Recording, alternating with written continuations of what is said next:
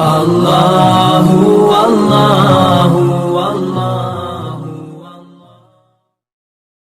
حضرت عمر کا بیٹا مصر گیا، وہاں سے کمائی کر کے لایا، تجارت کرنے گیا، لاکھوں کا مال۔ کون سا باپ ہے دنیا میں جس کا بیٹا باہر سے پیسے لے کے آئے تو ابا تفصیل پوچھے کہ بیٹا کہاں سے کمائے، کہاں سے لایا، کتنے ملے، کیوں آئے؟ کون سا باپ تفصیل پوچھتا ہے؟ ابا تو کہتا ہے لا صحیح، اور تعریفیں کرتا ہے میرا بیٹا بڑی کمائی کرتا ہے۔ کبھی پوچھا ہے اس سے کہ ڈیوٹی صحیح دیتا ہے کہ نہیں؟ کبھی پوچھا ہے کہ تو ایمانداری کی روزی لاتا ہے کہ حرام کی کماتا ہے؟ یہ باپ کی ذمہ داری ہے، یہ اماں کی ذمہ داری ہے۔ پھر کہتا ہے بیماری کیسے آ گئی، پریشانی کیسے آ گئی؟ تو نے کبھی سوال کیا اپنی اولاد سے؟ حضرت عمر فاروق رضی اللہ تعالیٰ عنہ کا بیٹا مصر سے پیسے کما کے لایا تو جناب عمر نے بلایا، فرمایا بیٹے اتنی تو تیرے پاس راس ہی نہیں تھی، تھوڑے سے تو پیسے لے کے گیا تھا، اتنی کمائی کیسے ہو گئی؟ اتنے تو پیسے نہیں تھے صاحب، کہاں سے کمائی لائے؟ اس نے کہا ابا جی وہ جو میرے چچا ہے نا مصر کے گورنر، آپ کے دوست، انہوں نے میری مدد کی ہے۔ فرمایا جتنے لوگ گئے تھے سب کی ہے مدد اس نے؟ کہا نہیں صرف میری کی۔ فرمایا تیری کیوں کی؟ تیری کیوں کی؟ کہا حضور آپ کے دوست ہیں۔ فرمایا چپ کر، حضور انہوں نے مجھے اتنے پیسے دیے، میں نے کاروبار میں ڈالے تو نفع آیا تو میں ان کی رقم دے کے۔ فرمایا خاموش ہو جا، باقی جتنے لوگ گئے تھے سب کی مدد کی اس نے؟ کہا نہیں حضور صرف میری کی۔ فرمایا اس نے تیری مدد نہیں کی، اس نے خلیفہ کے بیٹے کی مدد کی، اس لیے کہ وہ خلیفہ کو اپنے حق میں نرم کر سکے۔ فرمایا آدھا مال تیرا ہے، آدھا مال غنیمت کا ہے، مال خزانہ کا ہے، مسلمانوں کا ہے، اس لیے کہ تو جو وہاں سے مال کما کے لایا ہے وہ اپنے باپ کے خلیفہ ہونے کی وجہ سے کما کے لایا ہے، لہذا رکھ ادھر۔ یہاں کہتے ہیں کدھر سے آیا، کیسے آیا، کون سا حساب دیں، کیا کریں؟ او بھائی حضرت عمر رضی اللہ تعالیٰ عنہ کا اپنی اولاد کے بارے میں یہ رنگ ہے۔ ایک جنگ سے نا خوشبو آئی، خوشبو بڑی مہنگی ہوتی تھی، عرب میں خوشبو آج بھی بڑی مہنگی ہے، وہ زیادہ استعمال کرتے ہیں۔ میری باتوں کی سمجھ آ رہی ہے میرے بھائیوں؟ بڑی مہنگی خوشبو تھی۔ جب وہ خوشبو آئی تو حضرت عمر نے کہا، گھر میں پہلے پہنچی حضرت عمر کے، چونکہ زیادہ عورتیں استعمال کرتی تھی گھر کے اندر خوشبو، مرد بھی لگاتے تھے۔ حضرت عمر نے اپنی بیوی سے کہا، آپ کی زوجہ تو تھی وہ بڑی خوشبو کو پسند کرتی تھی۔ حضرت عمر نے اپنی زوجہ سے کہا کہ خوشبو لاؤ، میں نے ایک عورت کی ڈیوٹی لگائی ہے، وہ خوشبو تول تول کے نا تو حصہ برابر صحابہ میں بانٹ دے گی۔ تو آپ کی زوجہ کہنے لگی کسی بی بی کی ڈیوٹی لگانے کی کیا ضرورت تھی، میں جو موجود تھی میں بانٹ دیتی ہوں تول کے حصہ برابر۔ آپ نے فرمایا نہیں تو رہنے دے، وہ فلانی بی بی بانٹے گی۔ کہا حضور میں نے بھی بانٹنی ہے، میرے پہ کچھ حق ہے؟ آپ نے فرمایا نہیں تو تفصیل نہ پوچھ، تو خوشبو دے دے، کوئی اور بانٹے گی۔ خاتون خانہ تھی نا، کہنے لگی نہیں مجھے بھی آج آپ کو بتانا ہی پڑے گا کہ کوئی جو بانٹ سکتی ہے تو میں کیوں نہیں بانٹ سکتی؟ زوجہ کہتی عمر نے بات کی تو میری چیخیں نکل گئی۔ حضرت عمر فرمانے لگے جب تو خوشبو بانٹے گی نا تیرے ہاتھوں کو بھی لگے گی، تیرے دوپٹوں کو بھی لگ جائے گی۔ اگر رب کریم نے مجھ سے سوال پوچھا کہ عمر خوشبو تو مسلمانوں کی تھی، تیری بیوی کے دوپٹے کو کیوں لگ گئی، تو میں اللہ کے حضور کیا جواب دوں گا؟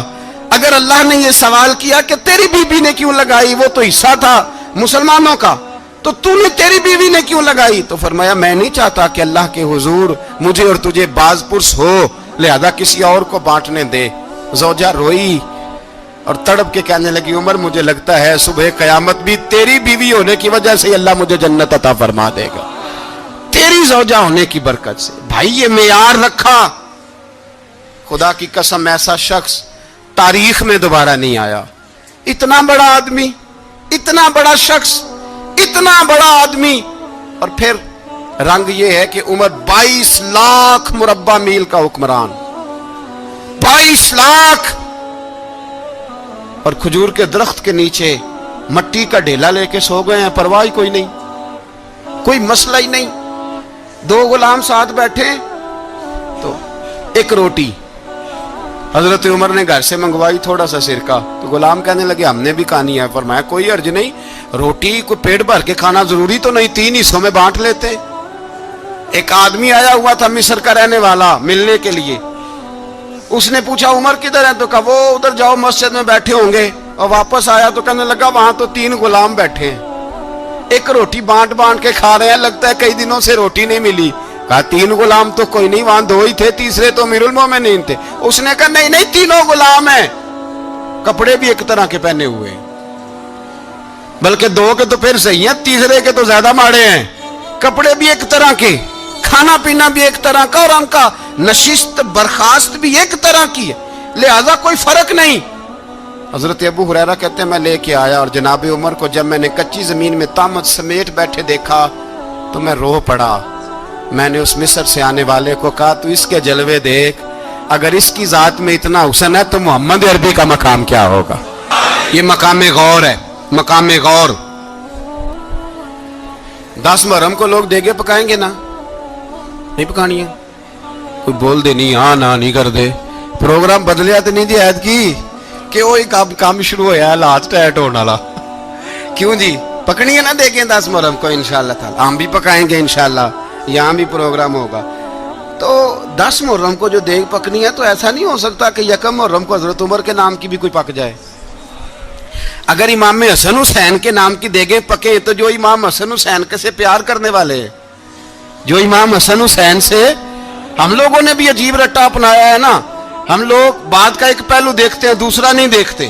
حضرت امام حسن اور حسین کو بھی نبی پاک نے شہید کہا, اور جناب عمر کو بھی رسول اللہ نے خود شہید فرمایا. فرمایا شہید ہے, خود فرمایا اپنی زبان سے کہ یہ شہید ہے, خود میرا عمر شہید ہے. تو ان کے نام کی دیگ نہیں پکنی چاہیے, اس طرف نہیں ہماری توجہ ہونی چاہیے.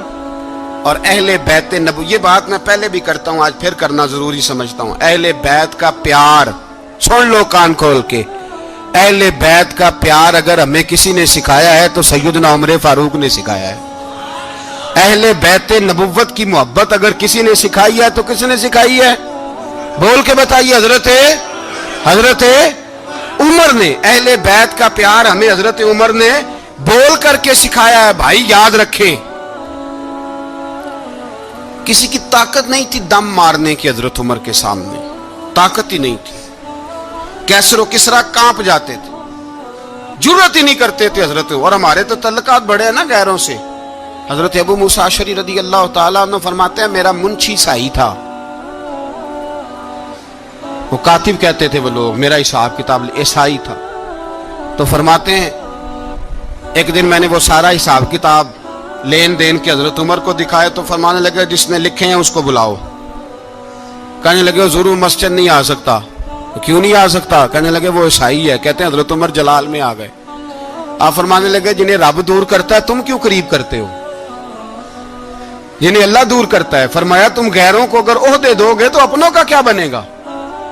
اگر تم غیروں کو عہدے دو گے تو اپنوں کا. یہ سوچ ہے جو آج برما کے مسلمانوں کے لیے بھی ضروری ہے. کہا اگر تم غیروں کو عہدے دو گے تو اپنوں کا. ہم نے غیروں کو عہدے دیے تو دیکھا نا اپنے کس طرح کاٹے جا رہے ہیں. غیروں کو جو عہدے دے دیے یارانے سارے غیروں سے, روز دعویٰ ہوتا ہے چین ہمارا سجن ہے, چین ہمارا دوست ہے. او بھائی دوست ہے تو اس سے کہو نا کہ برما تو تمہاری ایک چھوٹی سی ریاست ہے, چین کے بغیر تو وہ سانس بھی نہیں لے سکتا. اس کو کہو نا اس حکومت پہ دباؤ ڈالے.